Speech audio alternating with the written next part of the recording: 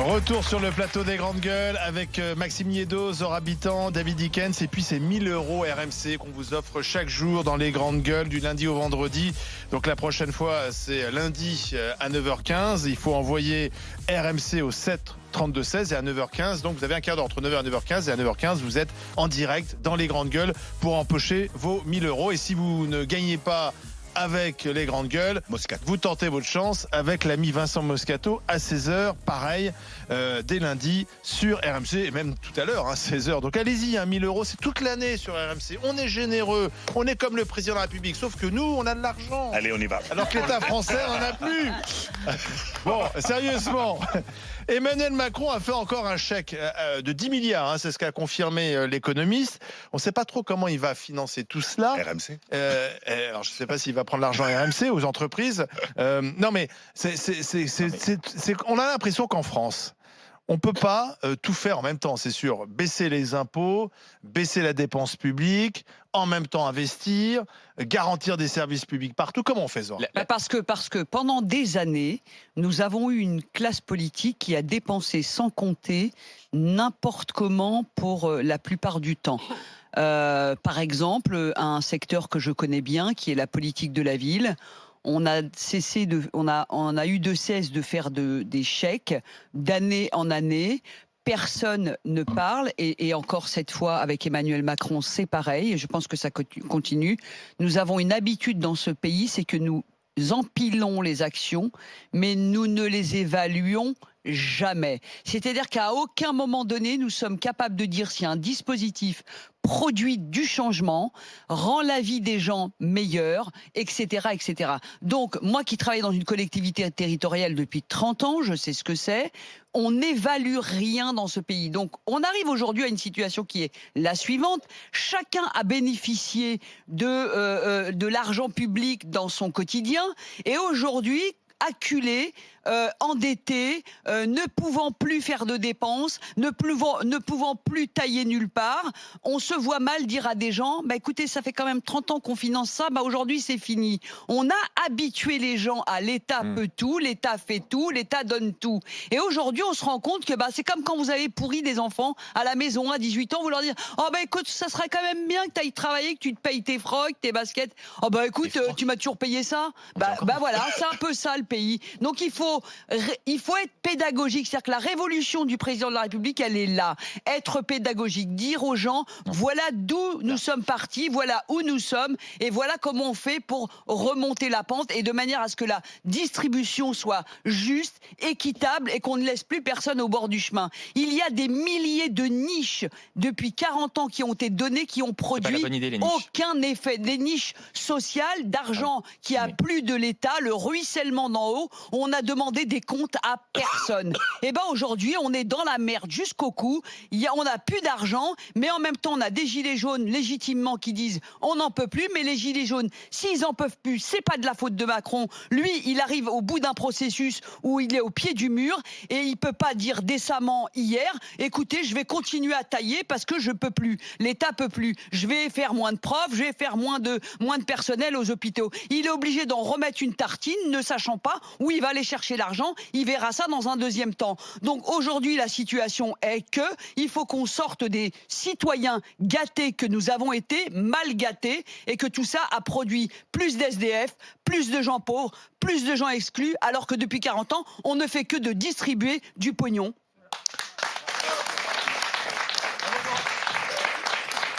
David Dickens. Alors, je vais essayer de donner un exemple concret pour illustrer un petit peu cette espèce de schizophrénie dans laquelle on vit. Hier, il y a une mesure qui a fait consensus, qui est la création des maisons de services. Donc ces maisons France, à droite comme à gauche. Maison France, en gros, c'est les services publics réunis au même endroit. Absolument. Ça veut dire que c'est une maison qui permettra aux gens en souffrance de pouvoir aller faire les revendications qu'ils ont et qui aujourd'hui demandent un parcours du combattant pour qu'elles puissent être entendues. Donc aujourd'hui, on a 59 000 points de contact en France. Les maisons de France, ça va représenter 2000 établissements supplémentaires. Il a été question à un moment de fusionner avec les points postes de manière à pouvoir faire une véritable économie. on pourrait se dire, effectivement, si on utilise le réseau des postes, ces maisons de France vont être pertinentes, ça va coûter moins cher et les gens auront un seul endroit pour aller faire leurs revendications. Par contre, les guichets existants, il faudrait les supprimer pour faire cette véritable économie. Eh bien, on n'est pas prêt à cela. Ça veut dire qu'on n'est pas prêt à supprimer les guichets doublons dans la création de ces maisons de services. Ça veut dire qu'on continue le millefeuille. Et ça veut dire qu'on continue le millefeuille. Et donc, le souci, c'est ça. Il y a toujours une espèce de gap, de décalage entre la volonté pieuse. On peut pas taxer Emmanuel Macron de ne pas vouloir agir justement pour déconstruire ce millefeuille administratif. Mais en même temps, on se retrouve face à la réalité, et la réalité, elle est bien autre, parce que quand on va devoir supprimer les postes doublons, on aura des gens dans la rue. Plutôt que de s'avancer dans de tels chantiers, il y a quand même quelque chose dont on nous parle depuis 40 ans, que je lis dans les livres déjà, dans les programmes d'anciens politiques, c'est la soi-disant et la miroitante réforme de l'État qu'on attend toujours. Or, Emmanuel Macron nous l'avait promis. Et le problème avec cette réforme de l'État, c'est qu'on joue avec l'argent des Français. Et cette réforme de l'État, ça permettrait une véritable amélioration. On parle des grandes instances de l'État, notamment la haute, par exemple, autorité de la transparence de la vie publique, qui coûte quand même un pognon de dingue sur le coup. Il y a aussi le CSA. Et hier, on nous annonce encore, par exemple, une nouvelle institution qui est le Conseil national de la transition écologique. Qui va remplacer le Conseil de défense écologique. Il existe déjà un Conseil national de la transition écologique qui sert... Donc c'est encore un comité de plus. Exactement. Donc ça, c'est très bien. Mais avant d'aller simplifier le territoire, etc., qu'on simplifie tout simplement ce dont Emmanuel... Oui, mais justement, avec sur le CESE, par exemple. Oui, mais là... Et il veut supprimer les grands corps de l'État, on l'a pas dit. Est-ce qu'on peut être cohérent? Est-ce qu'on peut être cohérent 20 secondes? Est-ce qu'on peut être cohérent 20 secondes et éviter de se contredire? On ne peut pas dire il faut faire une réforme de l'État. Emmanuel Macron l'a dit, et alors qu'on est justement en train d'expliquer que dans le même discours, il a pensé à créer 3-4 autres organisations, nouveaux conseils, pour finalement compléter d'autres organisations qui existent déjà. Donc le vrai courage et la vraie possibilité de faire des économies, elle se trouve dans la réforme de l'État, qui doit être non seulement ambitieuse, mais également courageuse. Michel, le nombre de parlementaires, il a parlé de réduire le nombre de parlementaires. Et ça va être, il va falloir négocier avec le Sénat. Mais oui. Gérard Larcher, de 577 à 404 pour l'Assemblée nationale et de 448 à 244 pour le Sénat. C'est pas ça qui va pouvoir... Mais même ça va être compliqué. Même ça va être compliqué. Non, mais parce que tout le monde regarde les petits bouts, mais un petit bout plus un petit bout plus un petit bout, à la fin, on a quand même... Ça fait un gros bout. Exactement, ça fait quand même des sacrées économies, donc faut pas cracher dessus. Je suis le raisonnement de ça. Ah ouais, voilà. Michel est avec nous. Dit ça comme... non. Oui, allô? Michel, bonjour, bienvenue dans les grandes gueules. Bonjour. Vous appelez de Chambéry, en Savoie. Écoutez, je suis ravie de ce que vient de dire Zora, parce que je pense qu'effectivement, qu'un petit bout après un petit bout, on fait quand même de belles économies. Je suis tout à fait d'accord aussi avec le jeune homme. Là, Maxime il y a des choses à faire. Et moi, ce que j'aimerais... Voilà, merci beaucoup.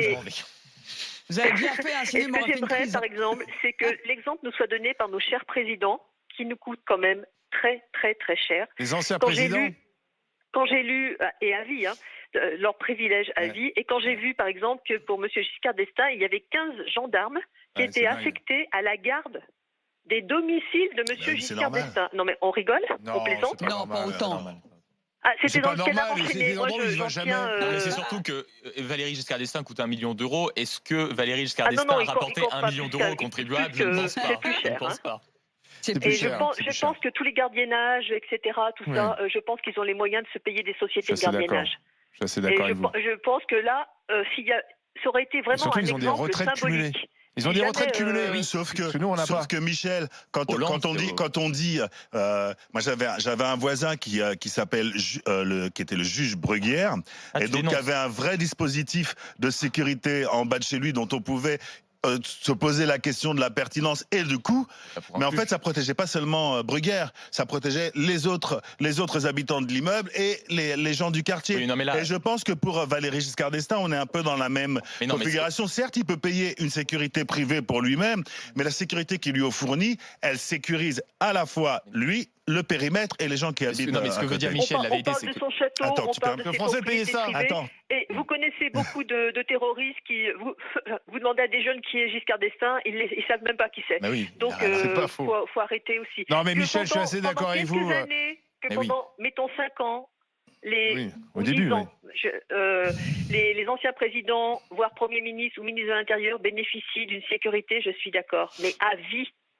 Alors moi, si vous voulez, le chauffeur, la voiture, etc., je serais de votre avis. La sécurité, je pense que c'est un domaine à part. Parce que c'est la France, en fait. Voilà. C'est-à-dire que quand on veut viser un ancien président, on veut viser la France. Donc il faut protéger quand même les institutions.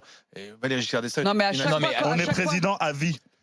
Michel, merci votre appel au 32-16. Mais c'est vrai que tu as raison. Dès qu'on veut toucher une économie, il y a toujours bonne raison pour pas la faire. Non, en plus, le pire, c'est que à chaque fois qu'on parle d'une petite économie qui serait pas grand-chose, d'abord, on serait populiste, démagogique. Oui, toujours. Or, lorsque vous faites l'addition de toutes ces petites économies qui sont, j'allais dire, pas normales, à la fin, ça fait quand même un sacré budget. Ça permettrait à des enfants d'être 24 dans une classe. Ça te permettrait d'avoir des centres de loisirs peut-être moins chers. Donc, il n'y a pas de petites économies. Il faut arrêter de traiter de populistes tous les gens qui s'imaginent qu'il faut réduire le Sénat. Moi, j'ai pas dit ça, mais c'est vrai que là-dessus, sur ce point, l'agrégation de plusieurs petites économies font de grosses.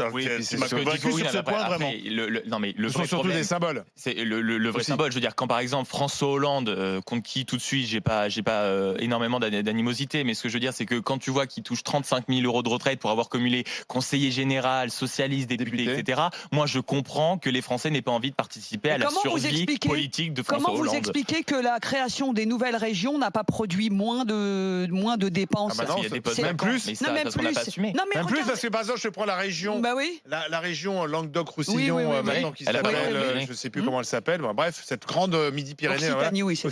Occitanie, pardon. On a gardé les 2 sièges. Voilà. C'est ça. Mais non, mais est-ce que c'est normal? Est-ce que c'est normal chaque mois, chaque jour, presque quotidiennement, si un citoyen s'en donnait la peine, notait toutes ces dépenses incroyables? Et à la fin, si vous faites l'addition, ça s'appelle la Cour des comptes. Non, mais on s'en fout de la Cour des comptes. On l'écoute jamais. Le jour où on écoutera la Cour des comptes. Mais c'est le cas de le dire, personne n'en tient compte. Allez, dans un instant, tiens, je vous donne le résultat de la consultation. La prestation de Macron est-elle réussie?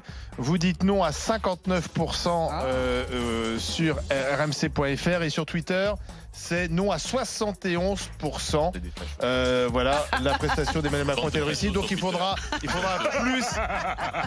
plus de conférences de presse pour convaincre. Dans un instant, Jean-Claude Roman, il a passé 26 ans en prison pour avoir tué son épouse, ses 2 enfants, ses parents. Il sort en liberté conditionnelle. Ça choque bien sûr la famille de son épouse. Ça choque aussi les voisins. Les gens veulent savoir pourquoi il est libre d'ici fin juin. RMC, 9h midi, les grandes gueules.